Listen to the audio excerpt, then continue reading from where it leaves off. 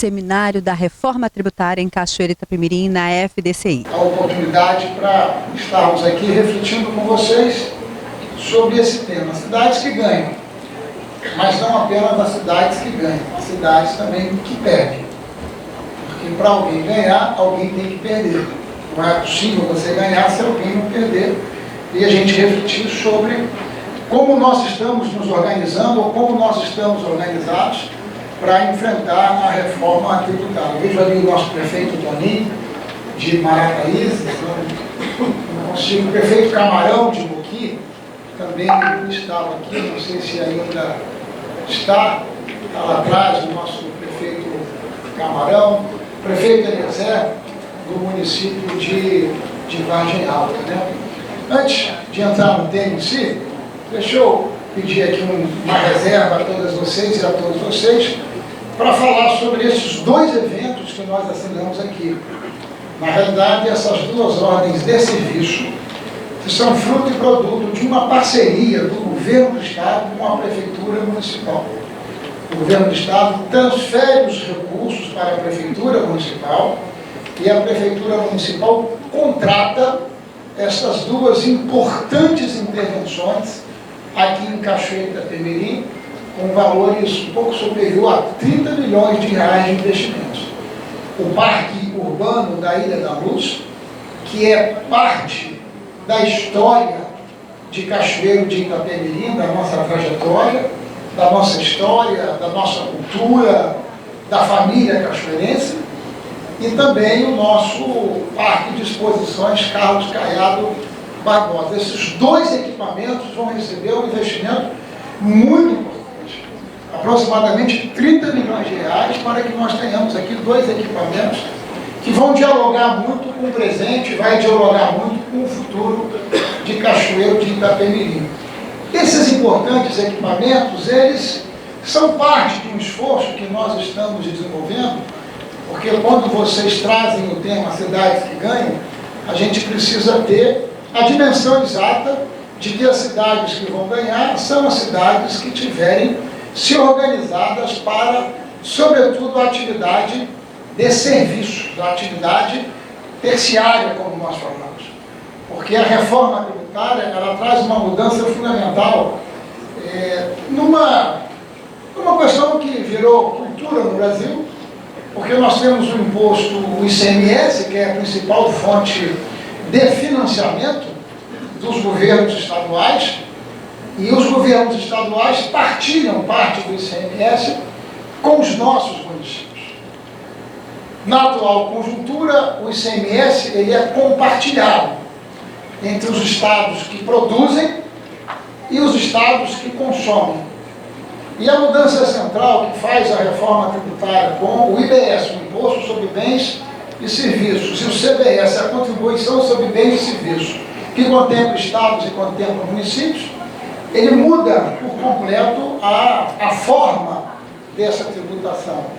Hoje, parte da tributação fica nos estados que produzem e parte dessa tributação vai para os estados que são consumidores. Com a reforma tributária, nós deixamos de ter o ICMS nos estados que produzem. E o ICMS vai todo para o estado, para as cidades que consomem. Então, nós não vamos ter mais o ICMS, que é a nossa principal fonte de financiamento, nos estados que produzem. Claro que tem uma regra de transição, claro que tem fundos de compensação, para poder, ao longo do tempo, ir compensando os estados e as cidades que perdem. Mas o nosso foco precisa estar na direção de se organizar para esse futuro que está contratado, sobretudo daqui para 2033. Daqui para 2033 nós teremos uma transição muito forte no sistema tributário brasileiro. Isso vai impactar as nossas realidades. Quais são as cidades que ganham? As cidades que terão maior consumo. As cidades que têm capacidade de agregar consumo, as cidades que são polo. As cidades que não têm consumo tendem a perder receita. Precisam, desde já, olhar para a capacidade da gente, a partir da vocação local, potencializar essa vocação para que, ao lado da atividade industrial, a gente possa agregar valor ao consumo através da base de renda. Então, quando a gente vê dois equipamentos como esse, que nós firmamos aqui compromisso com a Prefeitura, significa dizer que nós teremos dois equipamentos muito modernos, que podem e devem operar para que a cidade possa acelerar a produção de eventos. Por exemplo, aqui em Cachoeira, nós tivemos dois eventos muito importantes nos últimos dias. Tivemos o Festival do Rei, que foi um festival gastronômico e cultural que foi muito bem sucedido, trazendo pessoas de diversos locais do Espírito Santo e do Brasil. E esse Festival do Rei esteve agregado ao show do Roberto Carlos, que trouxe gente do Brasil inteiro. Então nós precisamos intensificar a agenda, tá certo? E a inclusão da cidade e dos municípios nesses eventos, que são eventos que geram emprego, geram trabalho, geram oportunidade. Isso está acontecendo no Espírito Santo também. Agora, em abril, nós tivemos eventos marcantes. Nós tivemos a Festa da Penha, que é a nossa padroeira do Espírito Santo, com a Romaria da Família, com a Romaria dos Homens, com a Romaria dos Cavaleiros, com a Romaria dos motociclistas, enfim. No dia da Romaria da Família, mais de 1 milhão de pessoas, né, circulando entre a Catedral de Vitória e até o município de Vila Velha. Poucos dias depois, nós tivemos o Guns N' Roses no Kleber Andrade, ali no município de Cariacica. Poucos dias depois, tivemos Roberto Carlos aqui em Cachoeira de Itapemirim. Significa dizer que nós estamos organizados para que o Espírito Santo possa fazer parte desses eventos, que são eventos muito importantes, porque fortalecem o turismo. E o turismo é uma dessas vocações que nós precisamos continuar turbinando e potencializando como forma da gente enfrentar a reforma tributária. Se há um Estado preparado nesse país para o enfrentamento das questões que desafiam os Estados como a reforma tributária, esse Estado é o Espírito Santo. Porque no tempo, por força do trabalho coletivo dos capixabas, a gente conseguiu se organizar. Nós somos o único Estado, por exemplo, da Federação Brasileira que há 13 anos é nota A na Secretaria do Tesouro Nacional. Essa regra não é uma regra de governo, é uma regra do Estado brasileiro que estabelece o ranking dos estados que estão organizando bem as suas finanças públicas. Nós somos o Estado brasileiro, por exemplo, com maior solidez fiscal. Nós encerramos o ano de 2025 fazendo o maior investimento da história do Espírito Santo. Aí poderíamos pensar, mas se vocês estão investindo muito, é porque vocês estão endividando o Estado. Nada disso. O Espírito Santo é o Estado brasileiro menos endividado dentre os 27 estados da Federação Brasileira. Com enorme capacidade de investir e com enorme capacidade de fazer poupança. Nós somos o único Estado brasileiro que tem uma poupança intergeracional. Nós pegamos uma parte relevante dos nossos royalties de petróleo e nós não colocamos essas receitas no dia a dia, na chamada despesa corrente do Estado, para financiar coisas no curto prazo. Essa poupança intergeracional é muito importante. Essa poupança intergeracional hoje é da ordem de 2 bilhões e 500 milhões de reais. É um recurso que está separado para a gente poder poupar e poupando você se preparar para o futuro. É mais ou menos que nem a fábula da formiga e da cigarra. A cigarra canta o tempo inteiro. Faz bravata dia sim, outro também. E a formiga não faz bravata. A formiga trabalha silenciosamente. Quando o inverno chega, a cigarra não sobrevive e as formigas sobrevivem porque fizeram poupança na hora que deveriam poupar. Esse é o Espírito Santo. O Estado que se organizou para poder está preparado para as mudanças da reforma tributária, porque nós somos um Estado muito mais produtor que consumidor. Nós somos um Estado territorialmente pequeno, se nós nos compararmos com outros estados da Federação Brasileira. Nós temos uma população pequena também, 4 milhões e 100 mil habitantes.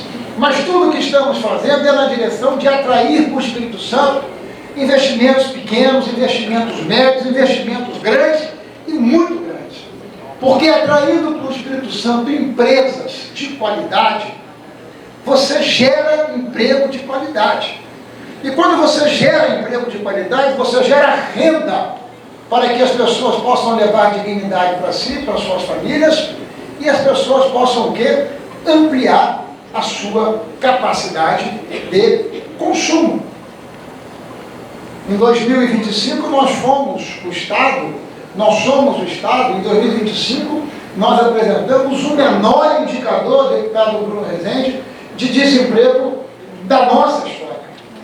Nós estamos trabalhando aqui no Espírito Santo a pleno emprego, com taxas muito reduzidas de subemprego. Os empreendedores sabem do que eu estou falando, do desafio que dá você encontrar mão de obra. Por isso é que nós ampliamos também e aceleramos a capacidade de formação profissional dos nossos jovens. E por isso nós estamos investindo muito em educação. Em 2025, por exemplo, nós fomos o Estado brasileiro melhor colocado no chamado teste do IDEB. O IDEB é um teste do governo federal, do Ministério da Educação, não é desse, daquele governo, é do Estado brasileiro, que mede a capacidade do aprendizado e a qualidade do ensino médio. O Espírito Santo foi o primeiro. No ensino fundamental, nós ficamos entre os 3 primeiros nos anos finais e entre os 5 primeiros nos anos finais. Somos o Estado brasileiro que, proporcionalmente aos nossos municípios, mais tem IFES nos nossos municípios. Temos 78 municípios e temos 26 IFES em todo o Estado do Espírito Santo, formando mão de obra, formando as pessoas para que elas possam ir para o mercado com formação. Nós somos o Estado da região Sudeste que mais oferece ensino médio em tempo integral. Nós já temos 60% dos nossos alunos do ensino médio no ensino em tempo integral, no turno e no contraturno. Porque isso dá muita segurança e tranquilidade às famílias. Porque as famílias sabem que podem trabalhar, a mãe pode trabalhar, o pai pode trabalhar e os seus filhos estão bem cuidados, bem alimentados nas nossas escolas. Quando nós assumimos o governo, nós tínhamos 32 dessas escolas de ensino médio em tempo integral. Hoje são 232 escolas de educação em tempo integral. 60% da nossa rede oferecendo educação em tempo integral. Mas nós queremos chegar a 100%, porque nós queremos os nossos alunos com oportunidade para turno e contraturno em todo o Estado do Espírito Santo. Nós estamos na frente, inclusive, na oferta de ensino em tempo integral de estados como São Paulo, como Rio, como Minas Gerais e assim por diante. Que nós nos organizamos, que nós nos estruturamos, que nós fizemos poupança e que nós estamos com o nosso desenvolvimento contratado. Claro que o sucesso é aquilo que a gente faz no dia a dia. Ninguém contrata o sucesso por antecipação. Mas nós estamos gerando oportunidade em todas as nossas regiões do Espírito Santo, inclusive aqui na nossa região sul. Nós estamos com o nosso projeto Parque Log Sul Capixaba organizado e estruturado. O que é o Parque Log Sul Capixaba? Nada mais, nada menos do que você pegar os nossos potenciais e potencializar essas vocações aqui da região sul. Nós temos aqui na região sul 2 portos. Um porto existente no município de Anchieta, só que é um porto dedicado à siderurgia. E nós estamos em diálogo permanente com a Samarco Mineração para que esse porto possa ser transformado em porto de cargas gerais, para movimentação de contêiner. Nós sabemos que o subestado é grande produtor, aliás, é o maior produtor brasileiro de rochas naturais. Só que as nossas rochas saem daqui para ser exportadas pelo Porto de Vitória. Só que o Porto de Vitória é um porto que tem calado baixo. A pedra sai daqui, tem que ir para Santos ou tem que ir para o Rio de Janeiro para fazer transbordo para pegar a escala. E nós temos o porto da Samarco pronto, só que ele só opera com siderurgia e nós estamos trabalhando firmemente com a Samarco para poder transformar esse porto em porto de cargas gerais, porque nós vamos ganhar finalmente um porto aqui na região sul, mas não apenas esse. Nós temos o Porto Central em Presidente Kennedy. O Porto Central é uma realidade. Ele não está acontecendo na velocidade que nós gostaríamos, mas ele está acontecendo. Recentemente, pessoalmente, eu estive lá, visitando as obras, visitando já a terraplanagem, visitando aquilo que é o primeiro movimento que precisa ser feito, que é acumular pedra para fazer um enrocamento. Então, o Porto Central vai acontecer. Você tem Porto Central em Quente, você tem Porto em Anchieta, você tem um novo aeroporto de Cachoeira de Itapemirim. Quer dizer, um novo aeroporto de Cachoeira de Itapemirim, com a nossa ferrovia sul-litorânea caminhando, como está caminhando com o governo federal, publicar o leilão, com a nossa rodovia 101 sendo duplicada, porque aqui para a região sul, os investimentos na rodovia, eles estão bastante acelerados. Então, assim, tem muita coisa acontecendo e a gente precisa pegar essa oportunidade, potencializar. O Parque Log, ele é um projeto de curto, médio e longo prazo a partir desses potenciais que estão instalados. E eles dialogam com muita intensidade naquilo que há de essencial na mudança da reforma tributária, que é a migração do imposto sobre o consumo, que hoje é partilhado entre produção e consumo, todo para o consumo. Então a tarefa nossa qual é? Ampliar o consumo no estado do Espírito Santo. Porque ampliando o consumo no estado do Espírito Santo, a gente não perde a arrecadação. A gente não perde a capacidade de ser competitivo. Alessandro, organizador do evento aqui na FDC em Cachoeira de Itapemirim, sobre a reforma tributária. Alessandro, casa lotada, muitas autoridades, inclusive um dos palestrantes do governo do Estado do Espírito Santo, Ricardo Ferraço, fala a importância da presença de todos aqui. Bom, a reforma tributária é um assunto que está mexendo com a vida de todo mundo. Então, pensando nisso, há 4 meses atrás, a gente iniciou o projeto do seminário Cidades que Ganham Reforma Tributária. E fomos buscar apoiadores, pessoas, empresas que pudessem nos ajudar. E nada mais, nada menos que 14 instituições e empresas estiveram conosco na realização desse evento. Então é um evento que a gente tem que agradecer a todos que de alguma forma estiveram envolvidos. Alguns com apoio financeiro, outros com mobilização. Então eu acho que o evento, o objetivo dele está sendo cumprido, né? As pessoas vieram, eu queria agradecer a todos que puderam estar aqui, que estão acompanhando, que possam aprender um pouco mais no dia de hoje. Alessandro, além de várias autoridades, muitos contadores, e aqui vai sair assim, tirar dúvidas, se preparar, porque a reforma tributária vai mexer no nosso bolso. É um debate técnico, né? A ideia é atender a população, os empresários, mas o foco é a parte técnica, os advogados, tributaristas, os contadores, para que eles possam cada vez mais estar aprofundando o seu entendimento a respeito da reforma e poder estar ajudando, né, as empresas, ajudando os seus clientes, ajudando a cada um de nós a saber o que fazer nesse momento de transformação que o Brasil está vivendo.